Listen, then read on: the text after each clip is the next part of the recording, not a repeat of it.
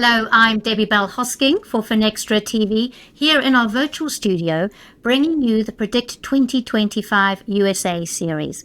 And I'm joined by Rob Burnett of Grasshopper Bank, and we're going to be talking about startup banking.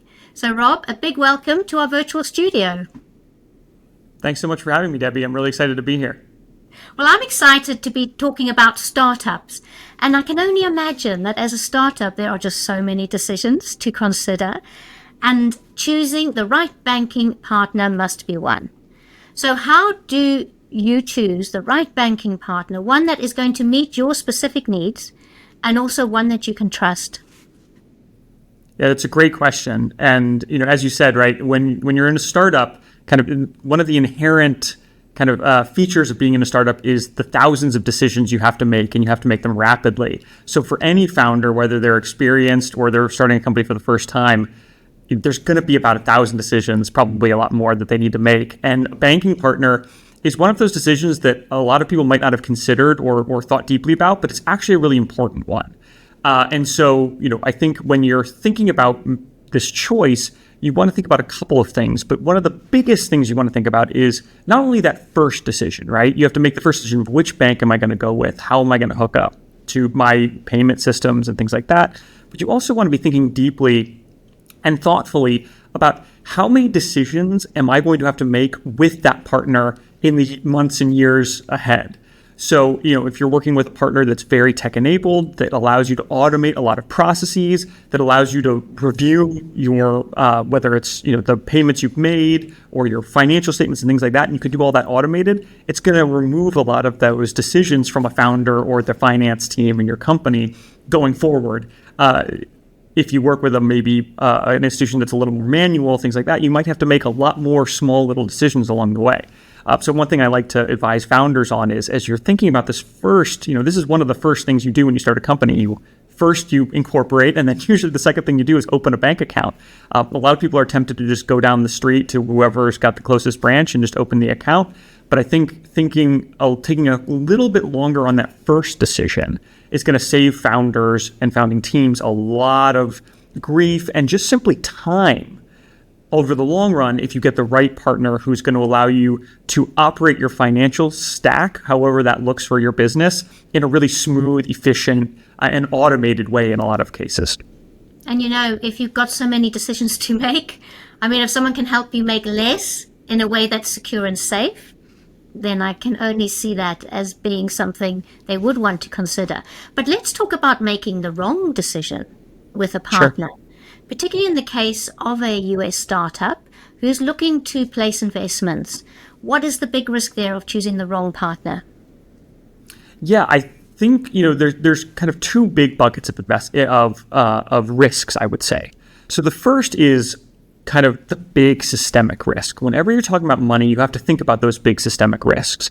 And, I would say those fall into, again, with two sub-buckets there, right? So the first is, right now what's very popular are fintech firms.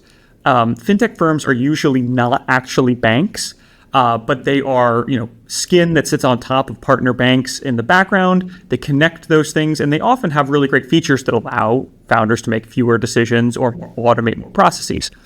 But because fintechs aren't banks, they aren't regulated like banks, and you have to assess for yourself the risk of working with that entity and having that entity hold your money when they may not be a bank or a financial institution that's properly regulated, licensed, things like that. That doesn't mean they're not doing anything right.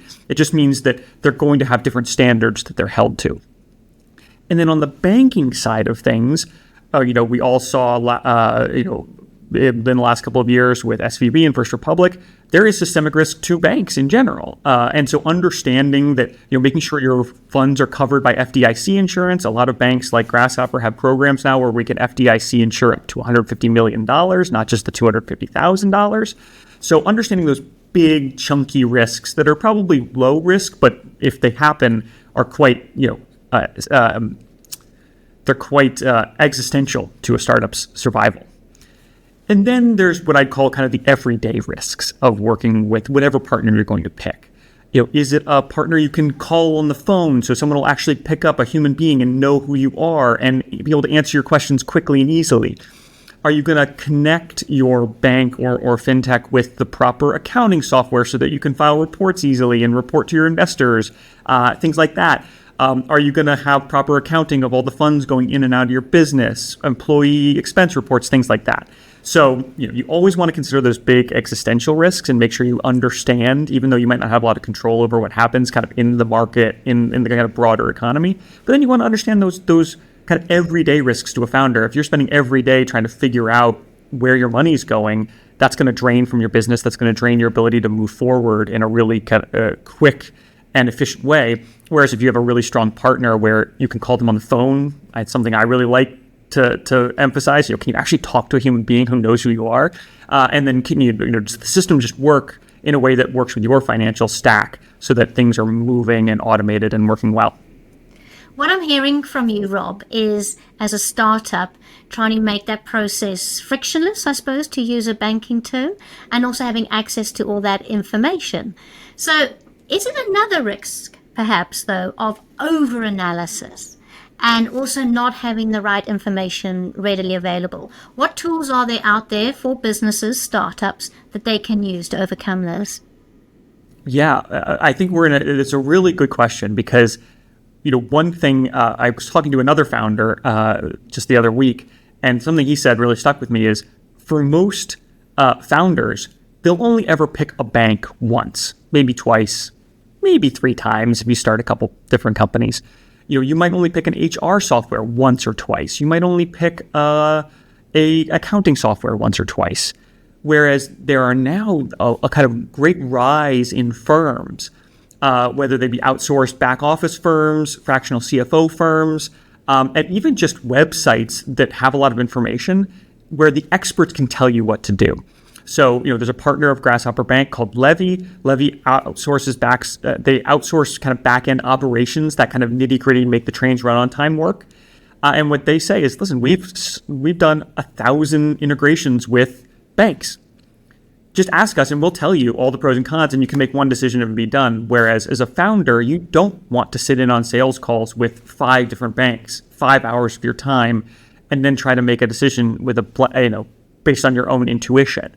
So I think what I would encourage a lot of founders to do is reach out to those firms. It might seem silly to outsource some things early on in your founder journey or in your startup journey, but we're in this great place as a startup community where there's these great services that can help you make decisions quickly and efficiently. And because they know all of the pitfalls, and letting them do that and kind of outsourcing that stress, even though it might cost you a little bit, it should save you a lot of, again, time. And time is the most valuable thing a founder has. So, working with outside resources, or at least looking at some third-party websites that will evaluate the pros and cons of whatever partner you're looking to use, really good use of a founder's time. And I like what you say there, Rob, about the startup community and reaching out for partners. So how can partners help a startup really get on top of those new and latest rules and regulations? Because that's yet another thing to be abreast of and to consider. And how can they do this in a way that doesn't hinder growth, but actually enables growth for a startup? Yeah, and it's very broad. It depends on what industry you're in. Most startups will move money. So, being abreast of financial regulations is really important. But you might be in a fintech firm, or maybe a legal tech firm, or you might be in another regulated industry where you have to stay on top of regulations. I've worked in regulated industries basically my whole career. And what I would tell founders is that there's a lot of things you have to do as a founder and as a founding team that aren't maybe your core competency, right? Usually you get into starting a startup because you're either great at running a business and you found a great idea, or you're great at running a product. You've created this new invention of some kind, whether it's a actual physical thing or a software service or something like that. You're either kind of a CEO type or like a product type. And that means that you often have to do a lot of things that don't fit into those categories, like bookkeeping and accounting and HR and hiring. And one of those things is basically compliance. And I encourage founders to always embrace all of those things that are kind of, that might feel annoying, but they're actually really vital to a startup success. So I encourage first and foremost for founders to embrace that. And then the second thing I encourage them to do is find those partners that can help them smooth it out. Make compliance a core part of your business. Because if you just make it a core part of your business and you operate in it every day, it'll run so much more smoothly. And so working with, again, a bank partner, or bringing in outside firms that understand compliance, that can do it really well and efficiently, and understand your business, so they're not just trying to compliance you and do zero risk, but they understand how to work within the rules to grow you quickly and not hinder you, while making sure that you avoid any massive pitfalls that are going to hinder your business and really throw you off track. There's a million details in there that I'd love to get into, but that's the core message to founders is you got to embrace this stuff, bring it in-house, and make sure you understand it and own it. And if you embrace it, understand it, own it, partner up, it actually gives you that room to focus on what you do best as a business.